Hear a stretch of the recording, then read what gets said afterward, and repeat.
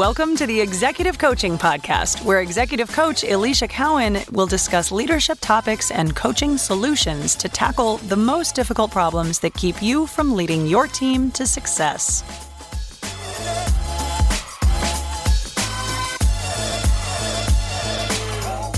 Hey, executive leaders, all of my listeners, I have a big announcement, and I need your help in order to make this happen. We are coming up on episode number 100 of the Executive Coaching Podcast. It's actually going to air later this year in September, and I don't want to just celebrate that big milestone by talking to myself. I actually want to celebrate it with you, my listeners. And so here's what I'm looking for. If there's something that you've heard on this podcast, any episode at all, that has helped you, has changed how you lead, how you think, or how you operate as an executive leader in or outside of the workplace, I want to hear about it from you. Maybe it's a decision that you've made differently. Maybe it's a framework or a tool that you've used that you brought to your team. Maybe it's a conversation that you finally had. If there was a result that happened because of something you picked up here on the podcast, big wins, small wins, all of it matters. Because what I really want to do with episode 100 is I don't want it to be me just looking back on the 100 episodes that I've had. I want it to be reflective of your experience. Your stories are what will help shape this episode. The things you've applied, the shifts you've made, the moments where something clicked, that's what I want to bring to other listeners. Because I know if those tools help to resonate with you, there are really good chances that it is exactly what somebody else needs and what they need to hear right now. So some stories that I have heard just recently in the past few weeks. I recently just had a consult with a client that has been a listener since 2024, so going on 2 years. And she was in a place where she started listening to the podcast to use in her workplace and how she was interacting with people. She recently just reached out for a consult. She got a big promotion, and now she's a client. I had a listener just this past couple weeks reach out to me from overseas, from the Middle East, and has been listening to this on his commute into work, which is fantastic. And again, chasing after that next level. Now we're using it to elevate executive presence. And there are tools that I've heard that you've used over the years. Clients interacting with their supervisors and bosses in a different way, the board a different way. I had someone negotiate a raise and tell me about it. So there's all these cool stories that I've heard. And what I'd love to curate is a picture of all of these episodes, tools, lessons, topics that have had the most real world impact told through the people who actually lived it. Not this highlight reel of my favorite moments, but a reflection of what you, the listeners, found most valuable. So share your story with me. Tell me what you've heard, what you did with it, what changed in your career, your team, the way you lead. A few sentences is all it takes to get started.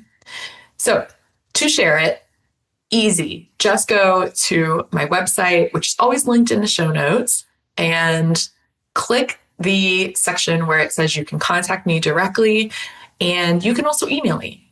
Really easy. My email is Alicia, ELISIA, at Alicia Cowan Coaching, ELISIAKEOWN coaching.com. And the website, same thing. It's aliciacowancoaching.com. So easy way to reach me. Would love to hear from you. Thanks always for listening, friends. Here's to upcoming 100. Hey, leaders. It's Alicia Cowan, your executive coach. Welcome to the Executive Coaching Podcast. And it's episode number 98. We are so close to 100. This is wild. And we are in the middle of August as I'm recording. We are in the back to school season of life. We just went back to school in this Cowan house this past week. My two youngest entered high school. We have a junior and a freshman. Everything has started. And so for any working parents or caretaker of kids out there, fall season is like a whole new start of a new year. So fall sports have started in addition to school. My daughter got named captain of her varsity cheer team, which is amazing. My son started high school swim. We went to the first football game of the season, first home game, and won. It's fantastic. And we have really exciting news. One of my daughters, who was in law school, decided to transfer to a different law school and got accepted to one of the top law schools in the US. And she's going to be transferring, and they start next week, which is crazy. So I'm in full mom mode of getting all this stuff ready and all the flurry of activities around the season. New school year is like a new year. So in addition to that, with my clients, I feel like we're on a cyclical season as well. I have a few clients that achieved some major recent wins this year, and we've got some major momentum with my clients. And as well as we've got a few that are wrapping up some coaching engagements. We've accomplished our goals. We've done what we need to do. And so that is leaving some spots open for some new clients. If you've been on the fence, you've got nothing to lose. Now is the time. If you want to book a call with me and see if it's right for you, there is zero pressure and very low risk to have that conversation. You can go to my website, easily book a call and find a time that you can talk with me. But I want to share some of those client wins because a lot of times people are like, I'm not sure. I don't get exactly what executive coaching is. Is it a little woo-woo? Is it more accountability? Is it tactical? What do I get? And I want to give you a couple of client testimonials, not to just say go me, but to help you understand to say, what do I get? And more so, it's go them, right? Because having an executive coach is not about having and spending time with an executive coach. It's the results that you get. It's the impact it makes on your own life and career, not just spending time with them. So let me give you a couple of examples. So this client said in a recent testimonial, and we just wrapped up work together, that they said, we're working on executive presence. And they said, before working with me, they'd sit in senior leadership meetings holding their voice back, holding themselves back, and waiting until their thinking was totally airtight before they could proceed with speaking up and saying anything. That habit had cost them, their words, and by the time they felt ready to speak, the moment would have passed. So Alicia helped me understand that presence is not about having every answer. It's about how you carry a partial idea, ask the right questions, and hold the room, even while you still may be thinking. Alicia helped me prepare thoroughly before important meetings by helping me to develop strategic questions, strategic ideas in advance, and taught me to take notes whenever I had a thought that I wanted to raise later, ensuring that I stayed structured and communicated my points very clearly and confidently. As an example, I ran a proposal meeting that was scheduled for 30 minutes. We got done in 14 minutes with a full approval, no committee process needed. And now I can walk into meetings with executives and I don't shrink. I can treat you like somebody that is supposed to be there. That, my friends, that's a result. Super impressive. And I know this leader is carrying all those tools with them into their current projects and work that they're doing. So congrats to you. You know who you are. And another testimonial, this came from a CEO. She said, as a CEO managing constant pressure, complete and competing priorities, I needed somebody that could help me lead with more clarity and not just add more noise to what I already have going on. Alicia did exactly that. I walked away sharper, calmer, and more confident in how I show up. I mean, what a great compliment. So kudos to that leader. And the last one, before working with Alicia, work felt insurmountable. She became a real thought partner for me, helping me get grounded, to stay calm, to prioritize with clarity. And that steadiness changed how I lead. I make decisions quicker and more decisively. I stay calm and grounded even when chaos strikes. And I've become a more elevated leader. I've seen my team's turnover drop and my own confidence grow. So thank you for those amazing words.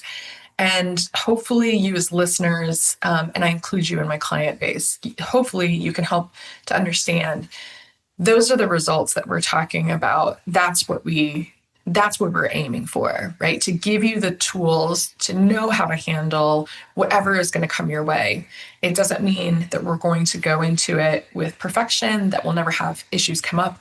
But the difference is, as an executive with the right tools, you know how to handle them. That's what we're aiming for. So I appreciate you. I've been hearing from my clients, my listeners. I appreciate your stories, your wins, your comments, and your questions. And as we've headed into episode number 100, I have been collecting stuff and information from you guys. And so here's a question that came up as a part of that. It was a fantastic comment and question. And here it is. The question was, what happens if you get feedback that you need more executive presence, but there's no specifics? And in addition, this is the kicker, and this made me laugh out loud, you don't think that the person that gave you the feedback that you need more executive presence has much executive presence of their own, which is classic, fantastic. What a great question. And I know that there has to be a lot of you out there feeling this, thinking this, and being in this exact situation. So that is what I want to dive into on the podcast today. So here's an example. You might have walked out of a recent performance review or one-on-one, and your boss says the words that makes every executive stomach just drop. You need more executive presence. Then silence occurs. No specifics, no examples, nothing that you can actually act on. Yikes. This is one of the most common pieces of feedback that executives receive. And it's one of the least useful because it is vague enough to feel true, but too vague to know what to do with it. So today, what I'm going to do is I've done this before to try to give you more tactical things in order to act on and really define executive presence. But what I'm going to do today is give you a framework to take that vague feedback that you might be getting from a leader or someone in the workplace. And then we're going to turn it into something more specific and actionable and real. And this is a little bit more on the lens of managing up and trying to get more specifics from the human that is giving you the feedback or others, rather than trying to take it into your own hands and guess at it. I'm also going to show you why the tactics alone won't be enough to fix it. So here's why this feedback is so common and so useless on its own. Executive presence is one of the most overused, least defined phrases in corporate feedback. I'd probably say right up there with you need to be more strategic, which is a whole other podcast in and of itself. But executive presence is a catch-all. And that is why I like to talk so much about it, not because I'm trying to add to the confusion and vagueness, because I'm trying to help and genuinely help leaders demystify it and really turn it into things that are more tangible and specific. That's why I use it so much as I'm talking through it in my coaching, because it's ubiquitous in corporate America. Bosses use it when something feels off that they're seeing, but they don't do the work to identify what it is that feels off. That means it leaves you in a lurch. You're not really sure what to do with it. So executive presence can mean radically different things depending on the person, the company culture, the specific room you're in. And without those specifics, you're left guessing. And most people guess wrong. They go in the other direction of overcorrecting on the wrong thing, maybe something like their posture, when the real issue is something else entirely, like the fast way that they're making decisions, the decision velocity, as we like to call it. So let's talk about how to drill down if you were getting this type of feedback. So here is the drill down framework that I want to give you. These are questions that you can ask to your boss or others to help you try to get pointed in the direction of where you want to go with this. So let me frame this up. The next time that you hear, you need more executive presence, don't just nod, accept it, and walk away.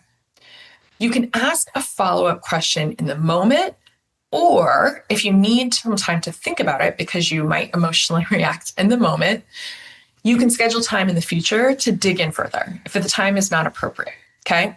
But you can come back to it and try to get more specifics. That's what we're aiming for today.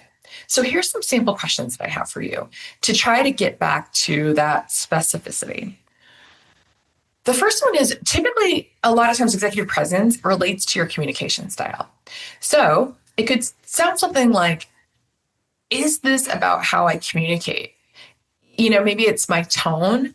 Maybe I'm super directive. Is it how I deliver messages? So verbal communication. Is there something in there that you can give me that's more specific there? Is it some of the verbal habits that I have? So questions like, are there specific things that I say that might come across as like either passive or maybe unsure? So examples of this look like, and I hear this often, being overly apologetic, like apologizing before they speak up and interject, or things like saying, "Oh, I'm so sorry, but I want to ask this question," or passive phrases. I recently heard somebody going into an interview and after the interview saying to the executive panel, "Thank you for taking me seriously." That totally can read as like nobody else does. So thank you for being the ones that take me seriously. It gives your power away. And so that's where you can start to ask, are there any of those verbal habits that you have? And you can ask and drill down into things that you think that they might be pointing out to you. Now, there could be nonverbal communication, things like your body language, your physical presence. So we could ask something like, is there something about how I carry myself or how I show up physically, meaning my nonverbals in the room, right? It could look like appearance and what you wear. Now, this is a loaded question, and this one's tough to ask sometimes because it can feel very personal. And this question is really just this literal. So, for example, I had an executive who got elevated to a leadership role. He was in a company that was private equity backed.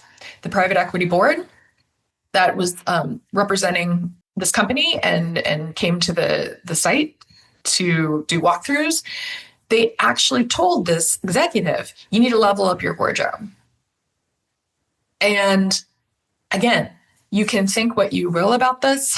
You think this is, it shouldn't matter what you look like and what you wear. And that is totally fine. You get to decide if it's important to you or not. Again, this is just a matter of getting specific feedback so that you can decide how you want to take it and what you want to act on.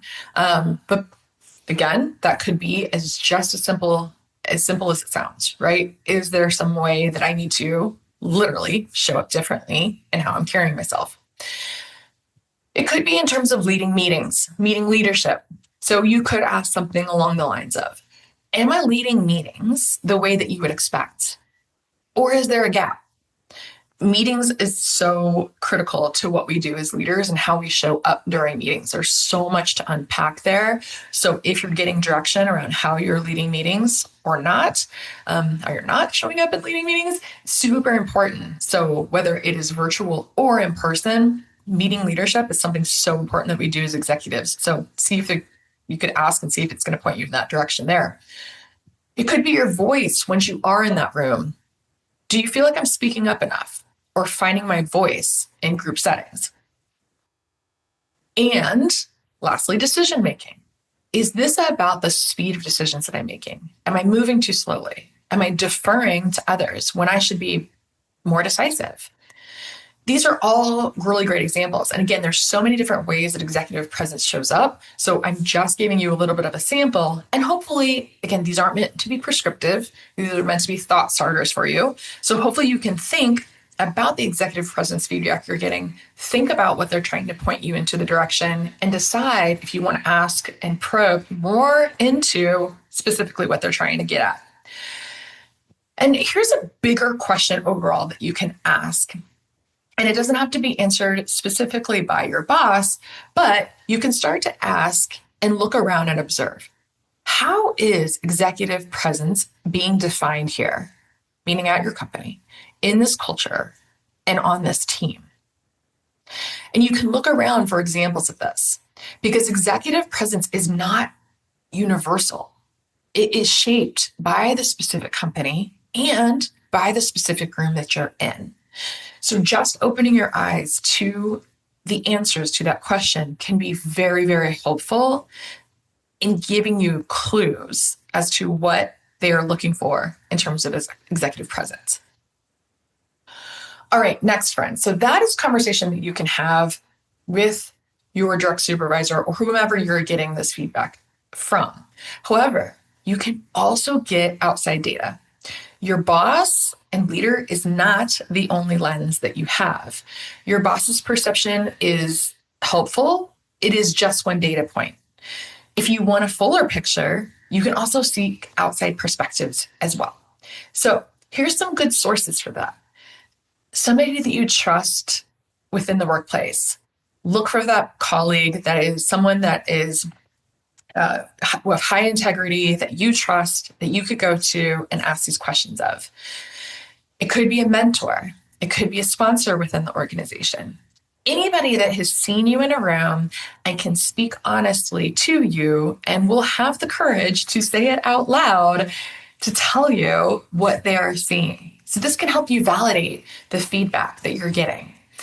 I always tell you when we're talking about feedback, it's just information and it's just somebody else's point of view. So you get to decide what you want to do with it. And when you start collecting other feedback, again, more data points, more decisions to make on what you want to do when you receive that feedback. Now, somebody asked, can I get honest feedback from my direct reports about this? Yes and no. I'll give you some caution. Direct reports can give you really valuable perspective, but it is a more vulnerable ask on your end, and it's definitely sometimes perceived as risky to give you that feedback on their end. So if you go there, consider framing it in a more indirect question. You can ask how you're experienced rather than a direct, how am I doing with executive presence? So you might want to ask one of those more nuanced experience questions rather than requesting really, really blunt feedback that might be high risk on both ends of the spectrum of this conversation. So the goal here by gathering outside data is just triangulation. One vague comment from one person doesn't mean it's the full truth. A pattern that you can gain and gather across multiple different trusted sources is helpful. And that's where you can decide if this is more concrete and substantiated once you talk to a couple different sources. All right, so let's dive in next to the coaching layer. This is why tactics alone won't stick. I recently just did an episode on why you have to have mindset and tactics. And I'm going to reinforce that point here, but we're going to focus on this executive presence piece here. So this is where it gets a little bit deeper than just go do these tactical things and go out and ask these questions. Doesn't necessarily work that way.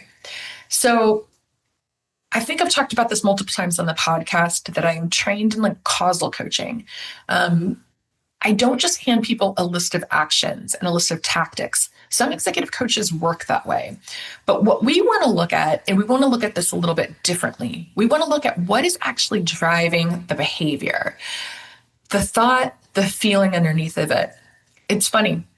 I just got a comment in my LinkedIn to somebody that was listening to the podcast, and they said this, this feedback is kind of funny. They're like, I thought this podcast was going to be a little bit more woo-woo, but this is actually really helpful. I can't even say it with a straight face. And it was really helpful, and it was a lot more tactical and helpful and applicable to the workplace than I thought, which kind of a funny comment. But I think that's why it's so real, is because I have worked in corporate America. I've worked alongside executives and leaders. And I have been trained in this work, and we're combining the two of these things together. So no, it's not just about manifestation and woo-woo. It is actually going out and trying some tactics, but you also have to have the right mindset behind it. Now, let me give you an example of this. I had a client example where a leader got the feedback of needing more executive presence. And on the surface, it looked like a communication problem. She was not using her voice appropriately. She was over apologizing. She was deferring in meetings and nervous and afraid to speak up. She was hedging around her ideas. So rather than just giving her scripts and saying, go speak up, go do the thing, go, ask the question, go say all these things, right? It doesn't work, because underneath all that hedging, the apologizing, the not showing up, there was something along the lines of a thought of, I don't want to take up too much space. She was told at one point in her career that it's a good thing she was pretty because she wasn't smart enough to do the role. I mean, brutal, right? And so, while none of that was true, it was all nonsense that she shouldn't take up space, that she shouldn't be in the room. She absolutely earned her place and should have been in the room. But those thoughts, those beliefs, even if they're not your thoughts, that you start to take on and believe, those thoughts, those actually create that feeling of hesitation, of anxiousness, of fear of speaking up. So if that feeling's driving the behavior or lack thereof of behavior, the apologizing, the deferring, the softening of her own ideas, and that's behavior is what is being read in the room from the outside as a lack of presence. If she just goes into the room and tries harder to stop apologizing without addressing the underlying thought, the BS beliefs that we believe, then the tactics, they're not going to hold under pressure. It'll slip the moment she's stressed or in a high stakes room. All that's going to come flooding back, right? The real change happens when you shift those thoughts first. You challenge them. You decide whether you want to continue believing them. You work through those. Then that feeling shifts. Then the actions, the tactics that we take become real and natural and sustainable. And then those beautiful results that we want follow. So next phase, friends, I want to address this. What happens if you get feedback that you need executive presence from someone who you think doesn't have executive presence themselves? So this is a real question worth naming. What happens when this feedback comes from a boss that you don't think embodies any of that presence themselves? Well, a lot of you have this first instinct to just dismiss it. The thought could be, why should I take this seriously from them? But here's the answer. I think that there can still be very real value in it. You just have to use that model that we've already covered. That's why I wanted to talk through that thought model to get past your own resistance. Because again, if your thought is, why should I take this seriously? You're not going to take it seriously. So this action of actually receiving it, even when you might have some judgments out there, that's going to require you to be humble and at the same time curious. You have to be willing to hear that feedback, even when you don't necessarily respect the source's own executive presence. Okay? So here's a thought that you might want to consider taking on. They might actually be really well positioned to give this feedback precisely because they lack executive presence themselves, and they may have been told the exact same thing. Now, yes, they might be parroting language that they've heard before that's been actually applied to them and given to them, but that doesn't necessarily mean it's wrong if it's applied to you. So here's the option you have ahead of you, friends. The task here The challenge that you have ahead of you is not necessarily to evaluate and judge the messenger of this message. It's to ask yourself, where might there be truth in this? Even a kernel of it. And I want you to run through the same drill down questions that I talked through in the previous section about asking your boss for feedback, regardless of who delivered it. Why? Not for them, for you. And this, my friends, this is a mindset shift. This is not just a tactic. This is that coaching principle in action. Your thought about the person. They have no room to say this to me. That thought, or something like it, creates this feeling of defensiveness, which can drive a behavior of diminishing and dismissing what might be valid feedback. So separating the message from this messenger is in its own skill in of itself. This is your masterclass, my friends. So that is executive presence homework. So here is the closing step that I'm going to ask of you as listeners this week. If you have ever received vague feedback, something like you need more executive presence, I want you to go back. Maybe if that person is still in your life, or if there's someone else that you could trust that could give you the feedback, you can either go back to them or just think about it, back to what they said, and maybe think through one of those drill down questions that I gave you in the podcast earlier. You could also pick a trusted colleague or a mentor and ask how they experience you in the room. What do they think about your executive presence? And then finally, just notice, is there a thought underneath your current behavior that might be driving some of your own action? Then write it down. That is the starting point of where this real work can begin. All right, my friends, we are now going up a level. This is is it black belt the highest? I don't know. Y'all probably call and correct me, send me an email. But we're going up to the black belt. We are raising the stakes here. So I want you to think about executive presence, be open to feedback, and start to seek out this type of feedback and look at it for yourself. If you want to dive deeper into this, come talk to me. Go to my website. It's Alicia Cowan Coaching, ELISIAKEOWN coaching.com. It is always in the show notes. And if you want to go deeper into this work, like I said earlier in the episode, I've got some space for new clients. You can book a call with me. We talk about how we work together, what that could look like, and if we want to continue that conversation in a zero pressure, zero judgment environment.